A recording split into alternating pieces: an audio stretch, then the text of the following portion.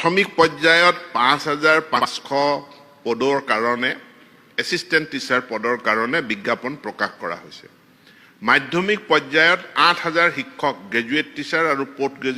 Graduate টিচাৰৰ কাৰণে বিজ্ঞাপন প্ৰকাশ কৰা হৈছে। নিযুক্তি প্ৰক্ৰিয়া চলি আছে আৰু এইবাৰৰ এই নিযুক্তিৰ পাছতে আমি এটা খুব কঠোৰ ৰেচনেলাইজেশ্যন কৰিম যাতে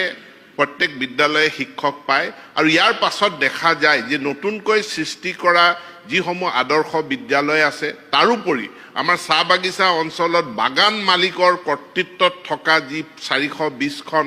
স্কুল বিদ্যালয় আমি অসম চৰকাৰৰ অধীনলৈ আনিলোঁ, এই বিদ্যালয়খিনিত যদি অতিৰিক্ত শিক্ষকৰ পদ প্ৰয়োজন আছে নিশ্চিতভাৱে চৰকাৰে পদ সৃষ্টি কৰিব। আৰু কিন্তু আগতে আমি এটা পৰ্যালোচনা কৰি ল'ব বিচাৰিছোঁ যে এই 13,000 নিযুক্তিৰ পাছত আমি ৰেচনেলাইজেশ্যন কঠোৰভাৱে কৰিম আৰু সেই ৰেচনেলাইজেশ্যনৰ